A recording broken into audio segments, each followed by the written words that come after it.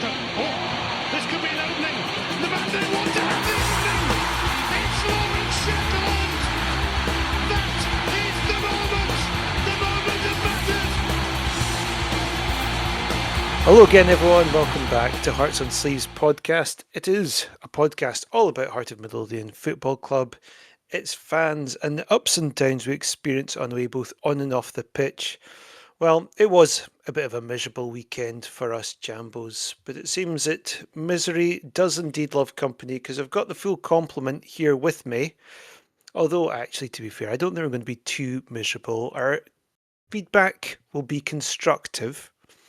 We're still going to look at all the positives that are on the horizon for us, what there is to take from the game itself as well. So let's start off with checking in with the guys. I'm going to start with you, Trunter, because I want to ask, first of all, how did you get on with your skateboarding? I think we need to put it on the Instagram for definite for the Hearts on Sleeves. But that was my first time on a mini ramp. I mean, skateboarding was my passion since I was 11, 12, something like that, which was a weird one. I was into football and skateboarding, so I had a very diverse group of friends. But yeah, I went out to the a magic little mini ramp in East Linton, just right near where I live. And it's run by The Space, which is they have sort of like, not pop up, but they do, skate park projects around like East Lothian. Pretty passionate about it because the first big one that they did was a big wooden skate park inside my great granddad's old factory in North Berwick, and that was like a legendary skate park until, I don't know, maybe 15 years ago they had to close it down just because they were selling off the building. But anyway, long story short, I went skateboarding for the first time in a long time, and I'd been doing a bunch of running and sort of like lifting weights and push-ups and stuff, going at that, and I didn't die, and I'm in one piece. Excellent. And I wore my pads. I wore my knee pads, elbow pads, and sanitary pads. Helmet, sorry. And yeah, all was well, but it was just great. So I'm really glad you had a good time. And, it's good to hear that you've, taken up the running. I swear this Hearts and Sleeves charity run is just edging closer and closer. We joke, but I think it is. I think we're all doing more. I mean, just before we started recording, Adam and I were talking about meeting up to play badminton. So all these wee things, mate. This is gold. Like talking to you guys, doing wee bits and bobs. I've got the band going. I've been skateboarding more. Me and Adam are gonna like hang out and play some badminton. This is all. This is why we do this kind of stuff, dude. That's great to hear. And let's keep that positivity going throughout this podcast. It's the end of my positivity there, bro. Well, can you keep the positivity going, John? Did you have a good weekend, a nice Valentine's weekend with your other half? Yeah, it was good.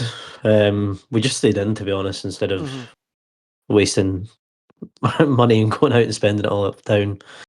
So we just had we actually got to make your own pizzas. So we just had a drink and had a laugh with some pizza making. So yeah, it was nice, quite relaxing. Adam, what about you? How was your weekend? All right, thanks. My friend was visiting from Spain. She lived here until a couple of months ago. So we went and played badminton, which is what started the chat with Trunter about badminton, and then went for food. I had haggis, nips, and tatties. Nice. And when I meet Trunter for badminton, he will be buying me a pint of alcohol-free lager because as you, the legend, started against Rangers. So that was the high point of Sunday. Is a pint now turned into half pint on account of Aju being shite during the match? Right, no, positivity. We're thinking positive, right? Yes. Well, no, I'm glad everyone had a nice weekend. Aside from 4:30 onwards on a Sunday. Yeah. So if you're still with us, then it's time to talk about the football. And look, for I'd say about 45 minutes, it was actually pretty good. I mean, it was good entertainment, certainly for the neutral, and I think I probably enjoyed it as well. the goals we scored are actually really solid finishes, and in many ways, I would say the first half kind of went exactly how we hoped. But let's look at the formation and lineup first of all. So the big talking point and the thing that led to Adam earning himself a pint of 0% Guinness was Ajo starting in midfield up front in place of Kabori. And either side of him was Chesnikov starting again, and Kizaridis, unsurprisingly, making a start as well. And we had Braga up front. Midfield remained the same, Leonard and Beningame. And the back line was McEntee, Halkett, Finlay and Milne, and then followed back in goals. We're all really excited in the group chat about how we lined up, particularly because of Ajo. What were your feelings then, Adam, other than feeling pretty smug about seeing Ajo starting? I was happy to see him start just because McInnes has obviously raved about him for so long, and he's had some sub appearances recently, so I felt like it was maybe a good opportunity for him. I don't think it helped that he got booked so quickly. I think it was a bit of a rash challenge. And then I don't think he had moments, but it wasn't a great performance. I mean, there was moments in it, but I was quite supportive of the idea of him starting at least. And I think what I'm going to say as well is like I think he'll come good. I think there's a lot of Yeah, people react very quickly and negatively to defeats. But given he's our record signing and McInnes obviously has a lot of faith in him, I think he'll come good. I just think, in hindsight, you can say that starting him at Ibrox maybe wasn't a great idea. But at the time, I thought it sounded like a good option. there was a moment actually just after we scored the first goal when it was just that lack of vision that I think kind of let him down more than anything. We had a good chance for a break with Milne, and he seemed to pass it back to Beningame, and it ended up, in fact, from us with a chance of breakaway to them scoring. So it was really frustrating. It's just kind of a bit of a frustrating performance, all in all, by Joe. It seemed a bit like he was lacking in match fitness as well. I would say he didn't. Yeah, I think he didn't seem that fast. I'm hoping that this is something that gets better once he gets some run of games. I think it will, and I guess you kind of have to balance it with at what point do we start giving a run of games? I do think, obviously, it's a big shout starting him against Rangers, and clearly McInnes felt he was ready for it. On the back of that performance, I don't think it did look like he was ready for it. I was surprised, though, John, to see him come off at half time. I think it was probably the best decision, to be honest. I'm just surprised that it was you. I thought, when I said this to Adam at the time, I thought the only sub we would make at half time would be him off and Magnuson on. I didn't think we'd change too much. I agree with what you've said as well about him not looking match fit. He just he looked completely off the pace. I mean, it was a bit of a weird one for him just to randomly start, and I think it would have been better if you had him, available to come on, and then maybe it's a bit of a boost when he comes on. But yeah, I was quite surprised about him starting. I suppose it was. I mean, what other options does he have, really? Because, I mean, Kabangu didn't even make the bench. So to get something quite attacking, you're effectively going to have to just drop a striker. If you're not going to play two strikers at all, then that just leaves you with probably having to put in an attacking midfielder there. And I don't think we're exactly blessed in that regard. I don't know, could you have maybe even just put, he could have put Magnuson in there, I guess, or he could even put Spittle in there. Either way, it just didn't seem really to work for him or for us. What's your feelings on that lineup, Trunter, and your feelings on the first half in general? I was just thinking that obviously I bet Adam pint of no booze Guinness that Aju wouldn't start. But I thought we might drop Kabore and have like one striker, but I was so convinced in my head that Magnussen, particularly on the back of the derby, I was like he's definitely going to start, and I pictured kind of, you know, three behind Braga. I was so convinced. I didn't think that Aju was going to come in, but I also thought I hadn't seen enough for him to start when he's come on as well. Like, I don't know. I guess Deke must have seen something that warranted him starting. But what I will say was, like, I was chuffed for Leonard, right? So like it might take a bit like betting in time for you. I thought Leonard was definitely our man of the match. That was a cracking finish. And I'm glad that he seems to be kind of like up to the pace now. Mm. But other than that, like the rest of the starting lineup, I was like pretty chill with. And you know, I was pushing for like Jordi Altina to start, but you know, based on the second half performance, meh. I don't know. I don't know how I feel at the moment. I'm trying to be positive, but I'm a Yeah. bit It's all right meh. to be. Yeah, no, it's fine because at the same time, we want to be constructive in what we're saying as well, and there's no harm in criticizing moments in general. And I think so much of the game changed from about a 12-minute onwards because that was when McEntee got injured. Hopefully he's back playing soon. There's been no word as of yet. It looks like it could have been a dislocated shoulder, something along those lines. So you'd have to assume he's going to be out for a good couple of games at least.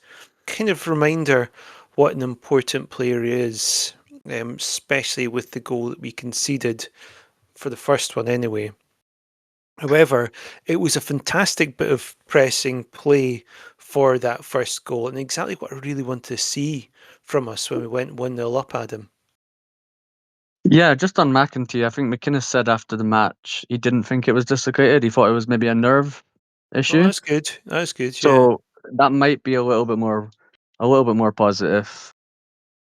And for the first goal, obviously a bit of a mistake from Rangers, but then brilliant 1-2 with Leonard and Braga, and a great finish. And I think one of the huge positives from the match for me was we went to Ibrox and scored 2 goals, Mm-hmm. and even we came away from Ibrox being absolutely gutted that we didn't win. So, you know, there are I think the positives are the attacking play, because I thought that was an absolutely great finish from Leonard. I think he's been a really good signing. The way he's come straight in and started every match. But yeah, I thought it was a really, really good goal, capitalising on a Rangers mistake.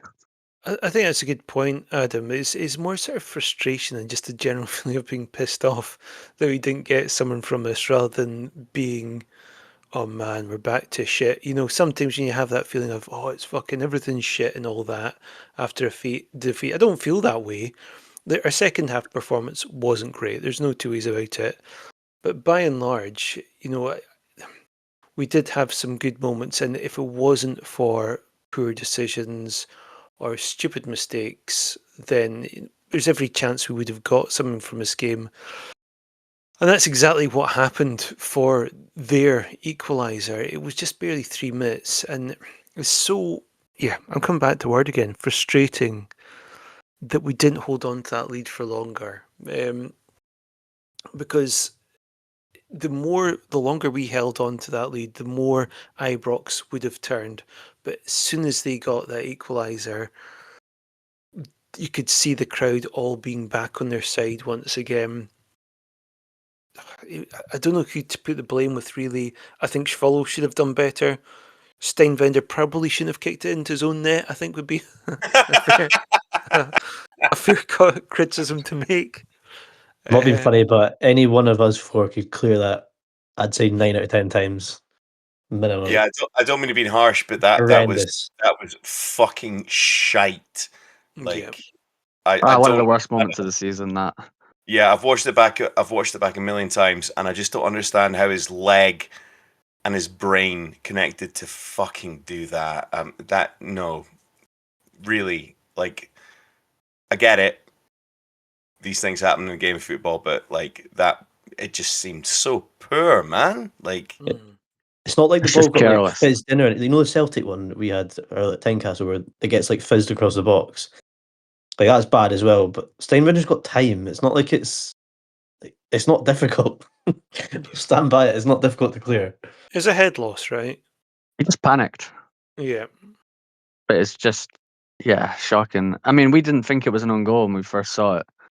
It was only the replay where you were like, "What the hell? How could you didn't even consider it own? I didn't even consider an own goal as a possibility when we saw it live, and then obviously the replay. But yeah, let's move on from that one.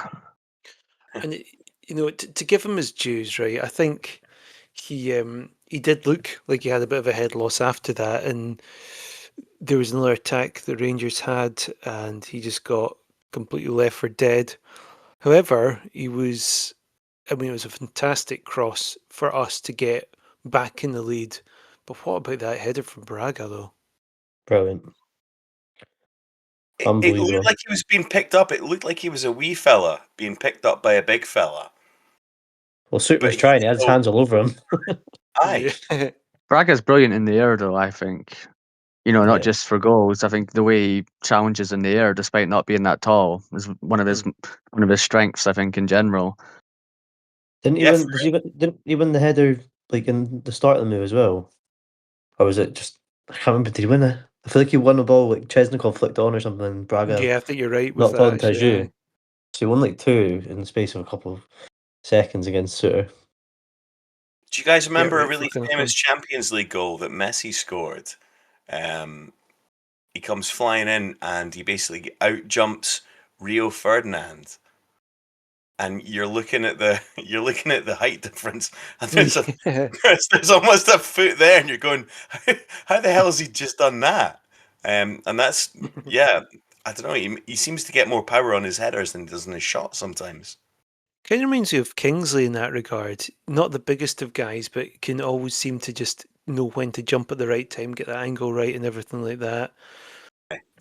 So for looking at positives, Braga, actually, to be fair, Braga throughout that game, yep, he tailed off in that second half, but his first half performance was just one for the ages, actually. He was just the Braga we all love to see, full of energy, and just really typifies what we want from this Hearts team. It was just, yeah, brilliant, absolutely brilliant. Shouldn't have been winning that. He did. That's why we love him. However, again, our lead didn't last too long. If we'd just been able to hold off for the halftime whistle, then I think there's every chance we would have been reporting on a different result altogether for this game. But unfortunately, Chermiti began his hat trick in the 39th minute. Now, I've seen people blame Schwolo for this. I do think, yeah, you shouldn't get beaten at your near post. The blame for me actually lies with Halkett, which is quite unusual. He goes to ground way too easy. If he'd stayed on his feet, I think he probably would have been able to deal with it or angle him away from goals even further, something like that, or maybe deflect away for a corner. But he does none of that, and he goes to ground. And his timing of tackles, just with that and the sending off against St Mirren, I suppose that was a bit more understandable there.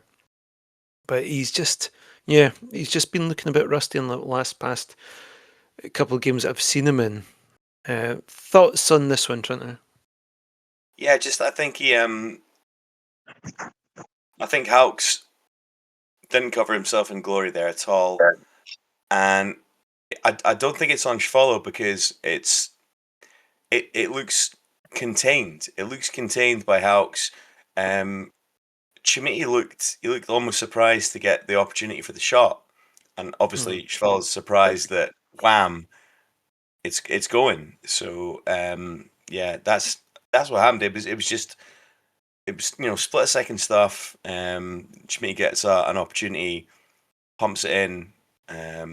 Yeah, I don't really think there's too much that we can blame Follow on that. I think, I think Hawks made a mess of that one, to be honest. Adam, what's your feelings on that first half? Do you think 2-2 was a fair reflection on it? Probably, yeah, but I felt really disappointed, given that we'd been in the lead twice, and I think it was particularly disappointing how quickly we lost equalisers both times.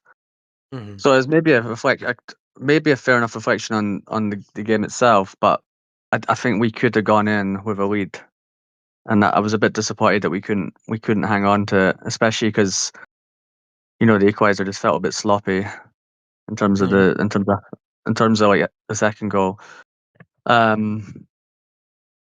So yeah, I was a bit disappointed. I felt like when you take a lead at Ibrox, you've just got to do better to hold on to it.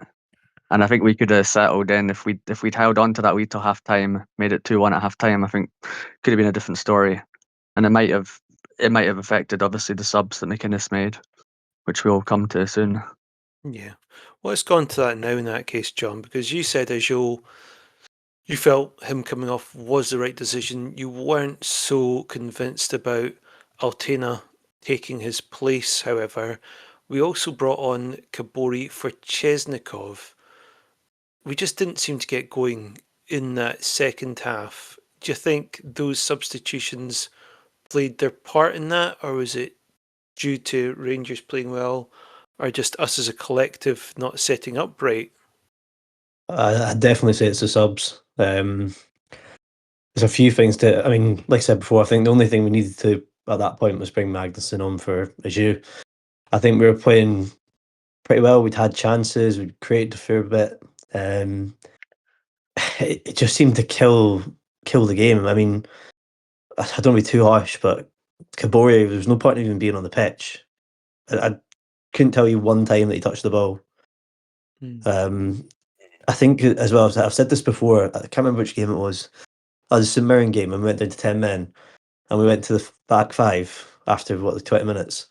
It felt the same as that. It was like when you put Altena on, and then we just sat back. You just get more deep, more defensive. It was like, for me, it just completely changed the momentum. Rangers looking at it going, okay, they're clearly worried. They're bringing on extra defenders. I don't know. It just didn't work at all, and I don't think it was necessary. It kind of comes back to that thing we were talking about the other week, John, where we're discussing, mindset, and just is there anything in that, in the way you're setting up and the players that come on? Is it a mindset thing where if you're bringing on defensive players or changing to slightly more defensive, or even taking out more attacking players, does it change the mentality of the team? And I think we've just been doing really well in that first half at attacking and knowing when to press them. None of that like, urgency seemed to carry on into the second half. I think even with Chesnikov, I think he did better, like defensively, than Altena did when he came on. Like I think we looked more comfortable with him, on the right Yeah. hand side. Like it just, I just think we just got completely wrong, McInnes, with the subs. And again, maybe that comes from the starting lineup. With the Jews starting again, probably wasn't necessary. I understand that he's obviously record signing, but he just didn't look fit. And unless he'd had at least, maybe like a half of football or, a couple of games in a row where he played, half an hour plus, then maybe you could argue he might be ready to start. But it just seemed daft in such a big game. I always think it's a bit of a telltale sign when you're substituting a substitute. I mean, admittedly, Steinvender did come on for an injured McEntee pretty early on, but Mato came on in the 87th minute.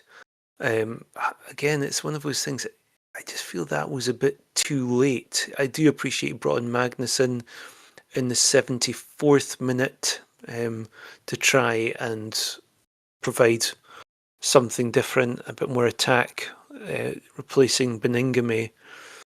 But Mato is a guy that I think just perhaps should have been introduced earlier on in the game.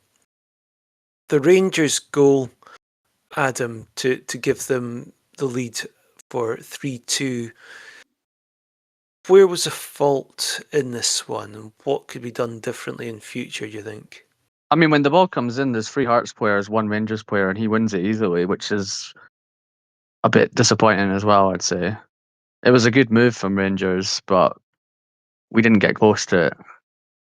I mean, it was the least sloppy of the goals, given the first 2 we conceded. But he's surrounded by Hearts players who didn't get anywhere near him for the header. It's funny, he was surrounded by Hearts players, but that was the one that I was least pissed off about, because that was Rangers. I think their best worked goal and their best played finish to the I'd agree, yeah. one I'd agree it person was on the the best. pitch. Yeah, and it was Absolutely, yeah. yeah, it was I mean, very good. No we're problem with looking that. for faults, aren't we? We're looking for faults, but it was the best worked goal, definitely for Rangers. Yeah, for real. Yeah. Like I it's can it's harder to complain about that one than the first 2. And I can pretty much just disregard the 4th goal, because that's the state of play. We were just trying, throwing men forward to get a goal, and then they went on the counter, and what do you know, they managed to score from it. That's when I'm least pissed off about. I get it, I'm not saying there wasn't faults there. I'm not saying things could have been done differently, but I just kind of get it from a just state of play kind of thing, to be honest. What I am fucking pissed off is Chermitu. I don't think's very good, getting a hat trick, and yeah, it's also a bit gutting. It's the first time entire season we've lost a game by more than 1 goal. So in that regard, just from a statistics point of view, but again, that kind of tells you what a good season it's been for us, and how difficult to beat we have been throughout the season. The fact this is the only time, and potentially will be the only time, we get beaten by 2 goals. I mean, the second half was just a non-event from our point of view, and that was a really disappointing part. That the subs seemed to just kill us off. But we are still top of the league. A few weeks ago, when Shanklin and Devlin went out, I was honestly just thinking, if we're still top of the league after the Ibrox game, we've done well. So there's still positives to take from it. We're 2 points ahead of Rangers. Even if Celtic win, but their game in hand isn't for a couple of weeks. So hopefully by then, they've dropped points against Rangers. But the point is, we're top of the league with 11 games to go. We have got 6 games coming up that are very winnable. So I think we just need to learn lessons from this one. But we are going to lose some games, and losing to an informed Rangers is not the most shocking result we could have had. I think it was just the second half, the way it happened, made it a lot more disappointing, because we just seemed to be totally out of it. I'm glad you touched on that about Shanklin and Devlin being out. So that happened. They were both out by January 17th. That was the Falkirk Scottish Cup game. After that, and I remember at the time people were just saying, that's it, done. Bubbles burst. No chance. That is them in free fall now without 2 of their best performing players. After that game, we drew with Celtic and probably should have won it. We battered Dundee United 3-0.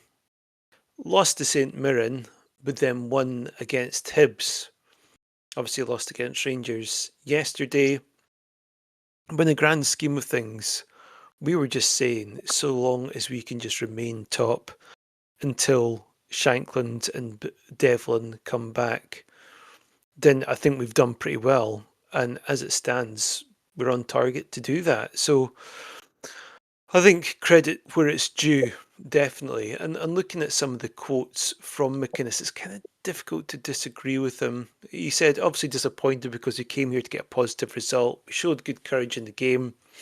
Our biggest downfall was losing 3 goals out of the 4 when we had possession of the ball in their half. When we were set and in our shape, Rangers didn't cause us too many problems. Where we were susceptible and looked like losing goals exactly when we had good possession of the ball, we had too many bodies forward. He's right, because despite the lack of creativity in the game, a lot of the goals came down to individual errors, which is difficult to account for. But as he said, it's a battle that's been won by Rangers, but not the war. And we're in good position for that war, top of the league. I'd actually have to say, though, that I'm more disappointed about Rangers gaining momentum than us not getting a result, if that makes sense. The reason I say that is because if we'd gone on to win or even draw it, it would be kind of like what we did to Hibs when their shoulders all go down, the confidence is gone, and Rangers begin going into their next fixture knowing they've got a proper mountain to climb with 5 points, and now it's just 2 points they've got to go back. So that's a part I'm more sort of disappointed with rather than the performance itself. However, let's just have a wee look at what Rangers and Celtic have got coming up soon.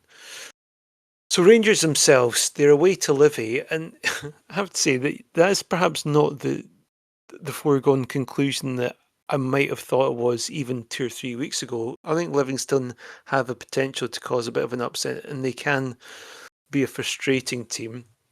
Of course, it's the Old Firm on Sunday, March the 1st, so at least one of them will be dropping points. Then Rangers and Celtic face each other again in the quarterfinals of a Scottish Cup. Doesn't really make any difference to the league, but what it could do to mindset would be interesting. Then St Mirren away for Rangers.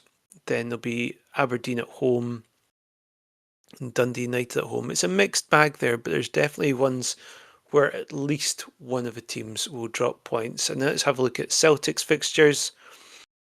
Well, theirs isn't too favourable at all because they've got Stuttgart at home. Then they've got Hibs at home. I think that could be a bit of a difficult one for them because Hibs aren't exactly a walkover. And they've got Stuttgart away. And of course that Rangers one. So they've got 4 games, a really small space of time. Then they've got Aberdeen just 3 days after that. And then the Scottish Cup quarter-finals just another 3 days after that. So, I mean, Celtic have a really difficult clog of games. So I think they're fighting an uphill battle at the moment, just even from a tiredness kind of point of view. We have obviously our one coming up, and the one we'll look at in further detail this Saturday. Is at home to Falkirk, then at home to Aberdeen, away to Kilmarnock, who've been an interesting prospect of a team at the moment, and then we're at home to Dundee, away to Livy, and then a more challenging one away at home to Motherwell. Out of all of them, we've definitely got the pick of the line, the pick of the fixtures.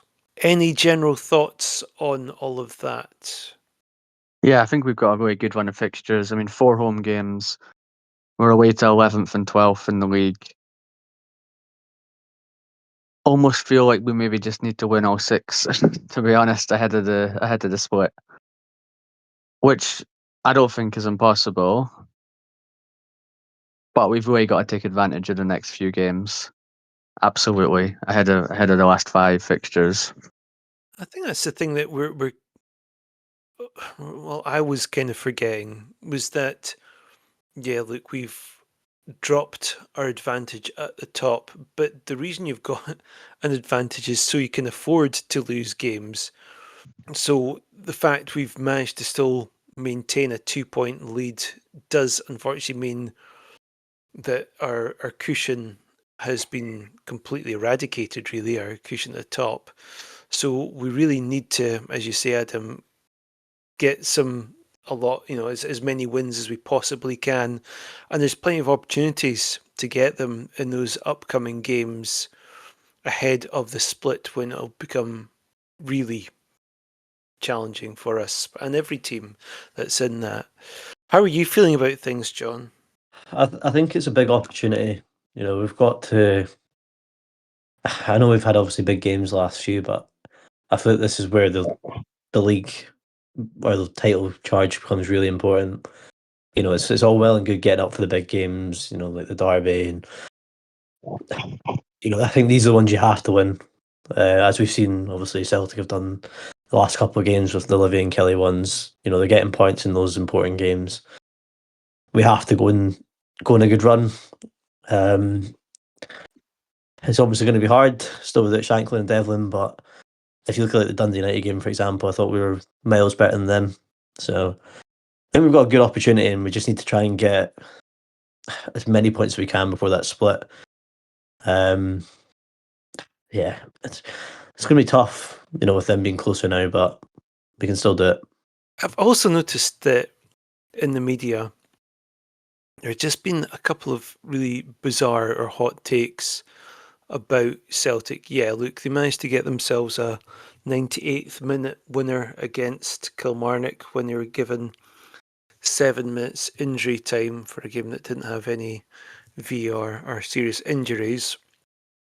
But then, actually, friend of the show, Scott McIntosh, put up an interesting tweet that caught my attention from pointing out that he's seen respected journalists, football journalists, now kind of saying things like, well, I'll quote it here.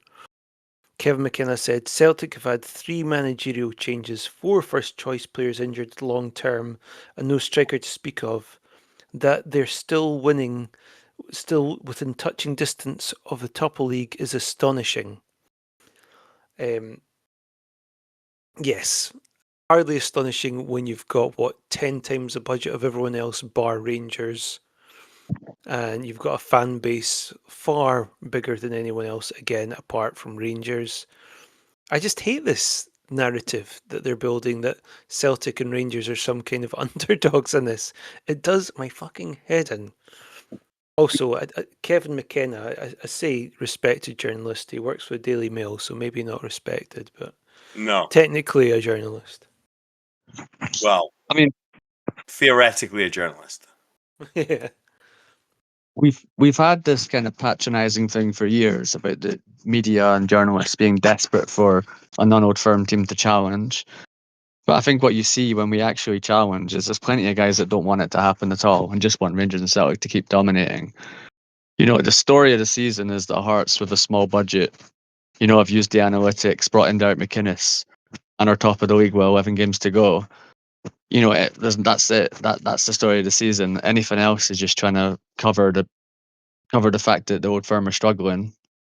And you're also hearing this kind of thing, oh, Rangers and Celtic are the worst they've ever been, but it's all exaggerated. I mean, Rangers have lost 2 games the whole season in the league. So I think a lot of people are not happy that a team is actually challenging the old firm, and they're probably a bit worried about the future. So they're kind of belittling us at every turn. I mean, it's not everyone, but it's some of the journalists, and it's just getting a bit frustrating, to be honest. Absolute nonsense, like nonsense journalism to be talking about, to be addressing that Hearts challenging for the title is anything to do with Rangers and Celtic suddenly failing. Like that's not the case at all. The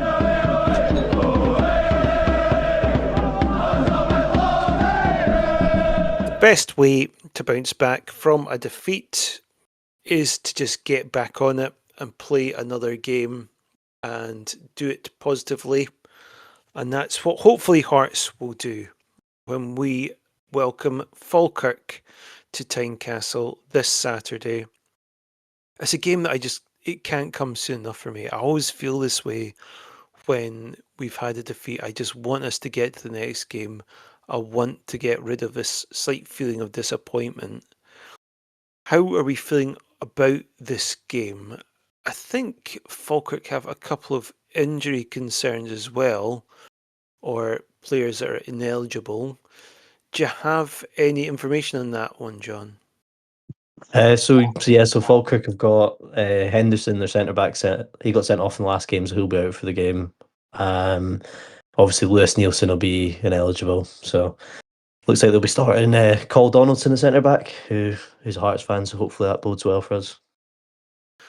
Good luck to Agent Donaldson. Falkirk, they actually lost to Dundee United at the weekend.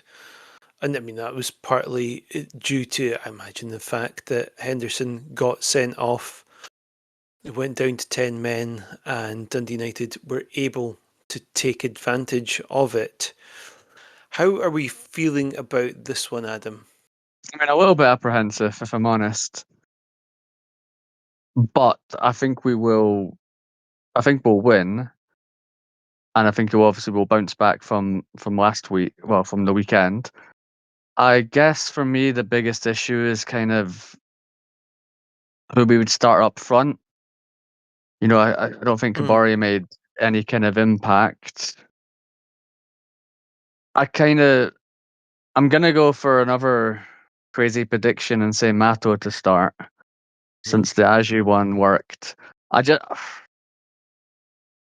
McInnes will probably go for Kabari starting, but so it feels like up front is where we're really. That feels like the hardest position for the game against Falkirk. That's where I've got a bit of a worry. I mean, probably he'll go for Kabari and Braga again. Could you play Mato there? I know he's not an out-and-out forward. Could he be more in that position? See, I'm going to say something controversial. I wouldn't mind seeing Kizaridis dropped for a game. I don't. Yeah, I was saying that to John actually after the Rangers game. I think he could do with a game or two out of the starting lineup. I think it might help him actually. So I'd actually agree with you with that one. I mean, I still think he's a very good player. I just think he's off form. Kizaridis just feels, I don't know what it is. You've mentioned in the past, Adam, that quite often teams will just put two men on him and he just seems to be completely cancelled out. If you just take him out of the picture entirely, then that gives them a bit of an unknown quantity, as in the opposition, an unknown quantity to deal with. So I wouldn't mind seeing it at all. And I think Falkirk, their defence will not be at its strongest. What with Nielsen and Henderson out, I think this would be a good opportunity to get Matto some serious minutes, if not, starting. How are you feeling about this one, Trunter? Yeah, I don't know. I'm confused about it because obviously we need the points, but like Deek's seen enough in Aju to start him. So what I'm really thinking about is do we see how Aju gets on, right? Because I mean Leonard took a couple of games to get going. We stick Magnuson back in, and then we've got like Matto and like Kesey's off form. It's a really weird one. I'm like really interested to see like what he does with it. But can we just talk about actually getting Leonard in, by the way, on loan, and like the impact that he's kind of having at the moment? Because I think we've kind of like brushed over that. Like that's like a proper midfield player. Yeah, I'm really glad to see that we brought someone in who, you couldn't ever imagine Benny or even Devlin scoring a goal like he did at Ibrox. So to have a midfielder, but he looked good the whole game. I think that for me he was like our best player for the game. Yeah, I don't know. Like I don't know. I'm not sold on Chesney. Kesey's out of form. Aju was absolute shite in the last game. Yeah, I think what I'm finding hard is, for a while it's felt so easy to pick the team, and we're talking about one or two positions and who's going to start in them. But partly because of injuries, it feels like talking about the Falkirk one feels like the hardest one of the season so far in terms of who starts. For me, there's so many question marks. Aju and Chesnikov both started, didn't make a huge impact. Kabari came on as a sub, didn't make a huge impact. Kizaridis is off form. McEntee's gone out injured. Like, I'm finding this one a lot harder in terms of who should start than probably any other game this season. What do you think about like Jordi Altina at the moment, Adam? Like, is that a right back solution? Should we plug on with that? Like we've tried to kind of like plug on with like Chesney and like Leonard and stuff. Give him a bit of time, or Well, what we've seen is he started. I'm just looking. He started against Livingston, Dundee, Falkirk in the cup, Dundee United. Kind of suggests to me he probably will start because it's the kind of game he's been starting so far. I'm not convinced yet. No, I mean I don't think we've seen enough of him, but I reckon I'd rather see him start on Saturday than Steinbender, to be honest. yeah, me too. I mean, I think we're still. It's a difficult one because I feel like Altana and Chesnikov were almost billed as like the solution to our problems, but neither of them have started that much, and neither of them have. You know, Altana's probably made a bigger impact for me than Chesnikov, but neither of them have done a huge amount so far. It's what I don't know. I think Altona will start because it's Falkirk, and that fits the pattern of who McInnes has been starting so far. Worst signing of the season, as you. You can't help yourself, can you? No. I thought that was Magnuson for 20. Look, Magnuson's my boy now. Oh God, here we go. Well, you know what? If your continuous pistaking of Magnuson works the way it does with Ajot, then we're laughing. I still think Azure will come good, and he started his first game for months. Before the sub appearances, he was coming on for 5 minutes at a time.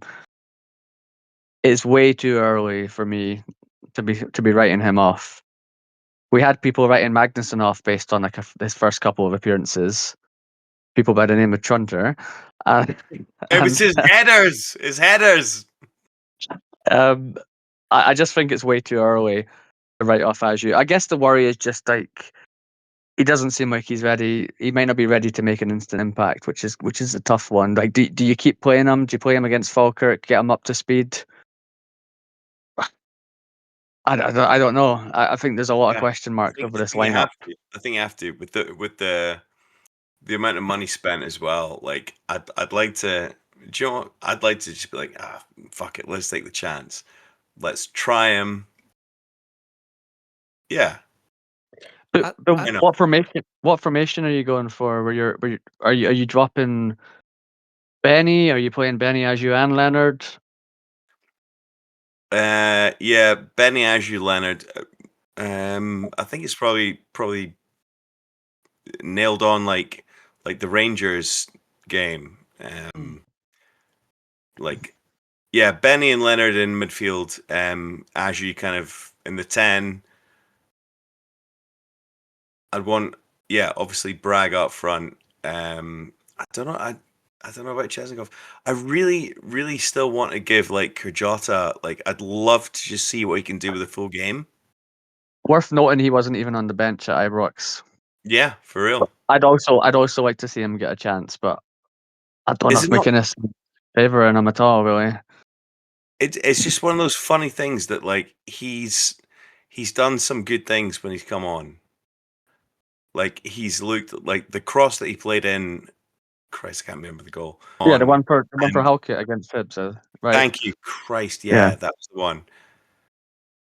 And I just don't see that from the other guys that have kind of like come on yet. Obviously, I don't know anything about Rogers Matto.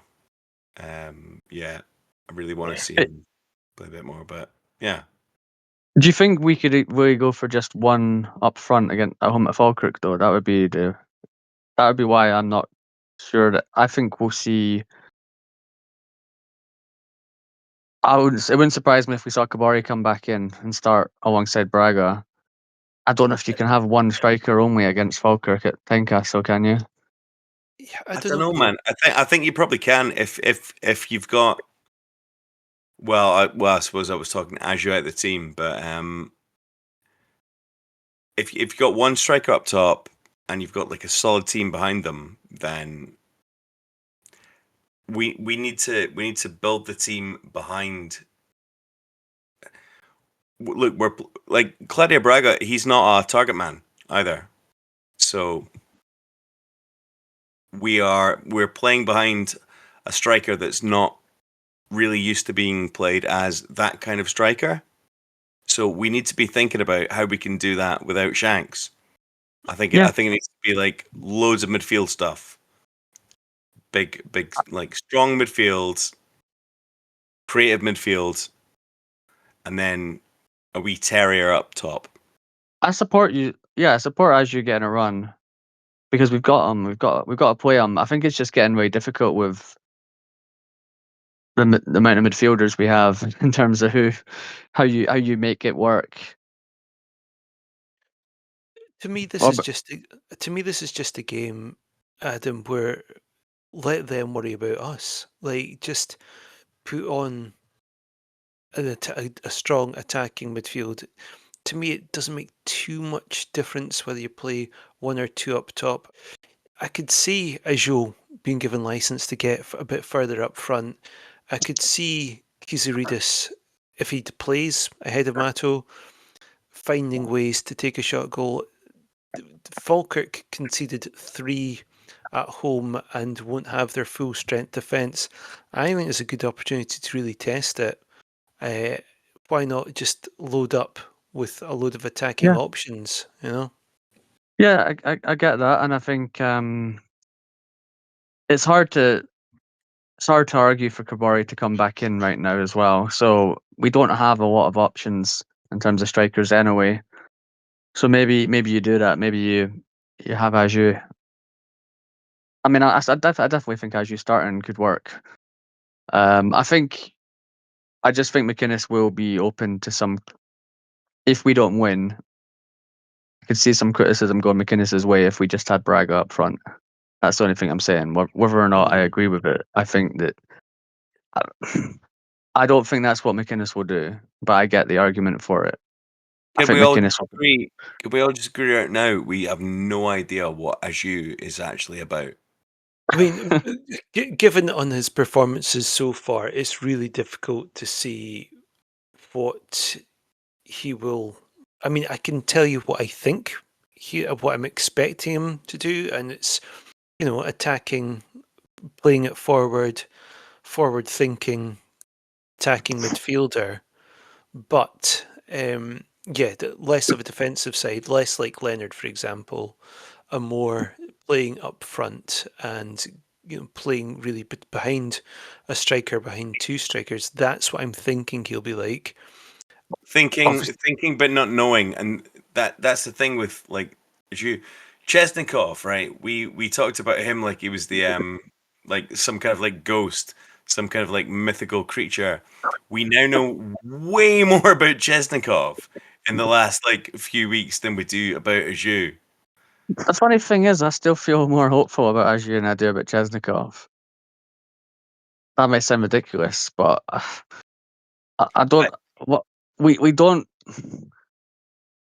We know more about Chesnikov now, but we still haven't seen. I don't feel like we know enough to know that he's going to be great yet at all. Whereas Aju, he's played so few minutes that I still have more hope that he gets fit and he'll do well. Chesnikov, like, I don't know, for some reason I feel more hopeful at the moment about Aju. Don't know why. And also, I mean, Aju had that moment against Dundee United with a header. I mean, I think that's the top moment between the two of them so far. His shot against Dundee United. That is the highlight reel at the moment. Apart from Chesnikov taking up players out against Hibs. The way that we're talking about players right now, and the way that we're talking about like what we think about what we're going to have from them, I think it really highlights how much of a work in progress this is. Again, we were Yeah. mentioning earlier, right? None of us thought that Hearts had a title chance. Okay, but with the Jamestown stuff, we are now in a position, and obviously the incredible start to the season. You know, we've been top for fucking ages. Let's make like a wee pact, right, with the podcast to not get completely devastated if it doesn't go the way that we think it is at the moment, because the way that we're feeling right now, like how well our team is playing and the players that we're bringing in, right? This is the start of it. I want to ride that kind of like long-term high for Hearts, right? I'm not upset about the Rangers loss or anything, but yeah, it just feels like this is a big thing that we're doing rather than like like Rangers sell like every bloody year. This feels like a new start for us for Scottish football, for me. You're 100% right, and I think the reality is this is the start. This is the start of something that I think is going to be great. It's going to get better each season. We're going to bring in better and better players. It's funny how it works. You lose against Rangers, you're gutted, and suddenly all the new signings seem mediocre. Suddenly everything looks crap, and then you beat Hibs, and then everyone looks great. It's one of those things where sometimes the kind of like disappointment at the most recent result clouds over the whole squad. Yeah. So I think you're making a lot of sense. It's best to avoid talking in extremes here, where we're either absolutely incredible or terrible, depending on the result. And the reality is, like, the history of Bloom suggests that we're on the start of an upward trajectory. So it is worth, when we have disappointing moments, it's certainly worth bearing in mind that we're building for something, and we're only in the first season with McInnes and Bloom. So, or like, I know Bloom kind of came in a little bit earlier, but we're in the first full season anyway. So I think you're talking a lot of sense. Like this is a great season. This is great. This is like the Burley era type stuff. This is where we wanted to be. This is what we haven't had in a long time. It's good. It's good. You know what I mean? Enjoy it. Absolutely. And to that end, what is your prediction for this Saturday then? 3-1. Scorers, please. I think it's going to be Claudio Braga hat trick. Oh, nice. Love it. Because I was last to choose last week, I'm going to nip in and say 2-0 for Hearts before someone else says it. I'm going to say Leonard with another Thunder Bastard, and I think I'll go for Mato. I think he's going to start. I think he's going to score. Adam, what about you? Well, I was going to say 2-0 Hearts, so I'll stick with that. I'm going to say Braga. I was tempted by Mato, but I'm going to stick with Aju. I'm going to stick in the Aju camp for another week. Maybe Do keep it. predicting him. I'll be like that, the Man United fan that's not cutting his hair until whatever happens. I'm just going to keep predicting Aju until eventually. Oh, hopefully he doesn't get injured again, but I'm going to keep predicting Aju. So I'll say 2-0 Braga and Aju. Adam, is that how it works with your Guinness Zeros that I owe you? Like every actually goal. Yeah, every Aju goal I get one. I don't know when it became a Guinness. I've got to say that, but but yeah, I'll keep going for Aju for now. So Very Braga and Aju. Okay, John, complete the predictions. 3-1. Chesnikov, Halkett, and Benny. That is that's more than a Guinness Zero. That one. Benny, that's like a bottle of champagne at a minimum. It's definitely a magnum of Dom Perignon vintage if Benny scores. To be fair, though, you'd also like that, Trunner, because he's still not kicked off in your prediction for the 2 goals across the season or whatever it was you made for Oh, him. plenty time. Is there though? We'll see. Okay, let's round things off then with our quiz. I've got another one where I'm going to give you the club, and then there's a Mhm. certain amount of players that have played for Hearts and that club. Hold on, I'll just check how many. So the club is FC Sion from Switzerland. And you've got 5 players to get. Gonçalves. Well done. That's one. Jamie, do you want to go next? Yep. Lafferty. Well done. Yeah, didn't think anyone would get that. Mm. Fair enough. Toronto. Nothing. Fine. Adam, you got another one? I'm going to go for the second one that I think I know, and that's the end of my ones that I'm pretty sure about. Julian Brellier. Yeah, correct. Oh no! Oh my god! It's 2 left. Any guesses, Jamie? Don't think so. I'm trying to think. Who's that? Central midfielder, central defensive midfielder that was. I'm completely mind blanking his name for some reason. He got the concussion and was off, and he was like didn't play for like 20 weeks due to it or something. Are you being a dick and just saying Julian Brellier again? But No, more recent than that. Who was it again? Oh, you want me to tell you? Yeah, please. What is that? Is he right? There's 2. There's a centre midfielder. Okay, do you give us clues? Because I don't. I that's the 2 I don't think we're going to get anymore. Oh, someone's Yeah, going to sorry. nip in and someone's going to nip in and get it now. I'm going to be really pissed Okay. off because I know who it is, but I can't remember their name. The I last don't even. 2, the one I think you're thinking of, if it's the right one, there's one that played in 2015 and then one that played in 2002 for us, I think. If I'm right. Let's check. Can you give me 2015 and initials? 2002. Or first letter of the first name. First letter, for which one? Do you want both? I can give you the initials for both of them, you can see if you can get it if you want. 2015 first. J.A. Jordi Altena, I'm joking. That's what I was thinking of. He was only on loan. Nice. Don't know Oh, who that right, was. but no, it's definitely not who I was thinking of then. We have mentioned him before, I think. Oh my He's God, this is awful. an Angolan midfielder. you twat. Oh, jeez, I should know that because I did that quiz, didn't I? J.A. Angolan midfielder. I'm And he not played in Jack. 2015. Was that a championship season? No, it was the one after, I think. I'll just double check and make sure it was 20. By the way, I'm just 2014. guessing. I've remembered the player I was thinking of. It's Peter Haring. It's wrong, but I'm glad I could remember his name. This is Oh, pissing me off. Anyway, carry on. it was wrong. It was wrong, but still. I'll just double check and make sure. I might have got the year wrong. I have got the year wrong, that's probably why.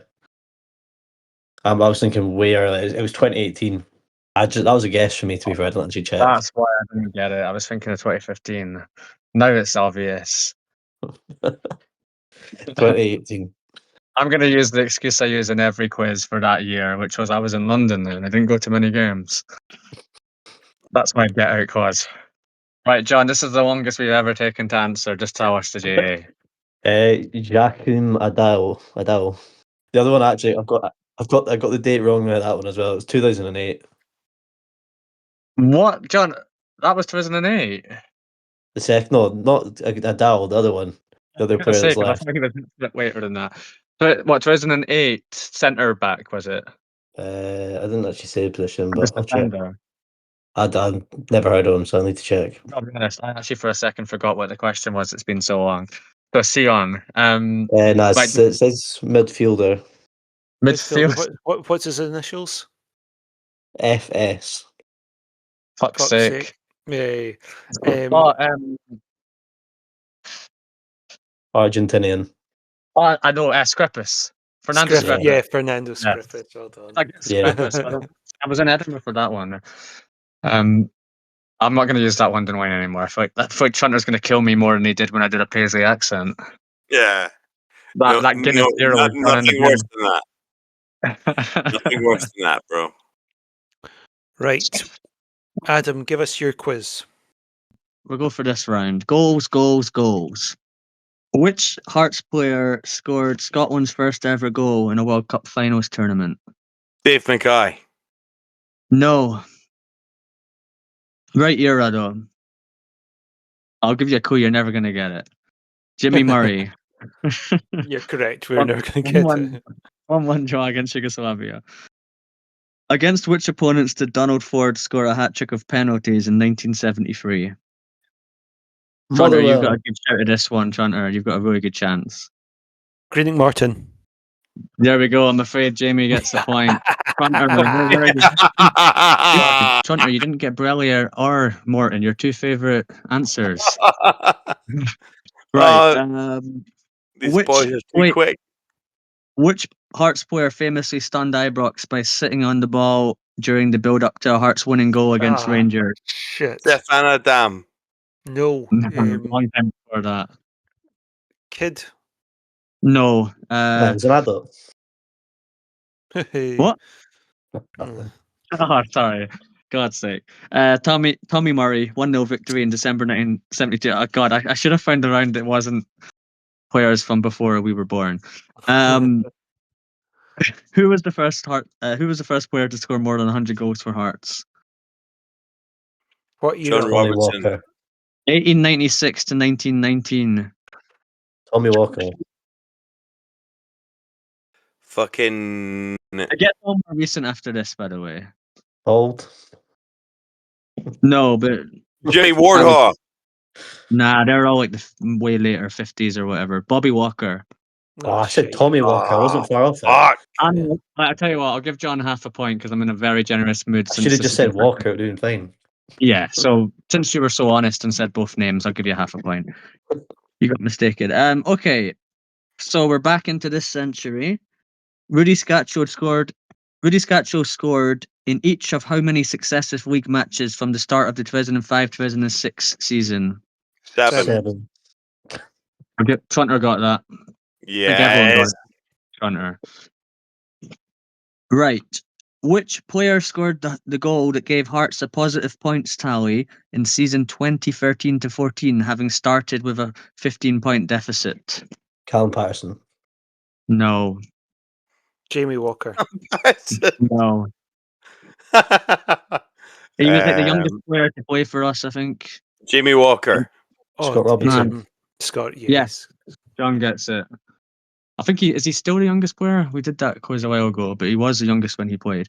Anyway, which Hearts player scored a hat-trick in a 3-0 victory over Rangers at Ibrox in 1996? Magic Johnson. Yes, of course. Magic Johnson. Yeah. That was the first visiting player at Ibrox to perform that feat since Alex Ferguson for St Johnstone 30 years earlier. Which Hearts player had previously been a winner of the BBC's Match of the Day Goal of the Season award? I'll give you a clue. His brother was a presenter. It's from the 90s, but his brother, you won't remember him playing for Hearts, but his brother was a presenter like Gladiators and that kind of thing.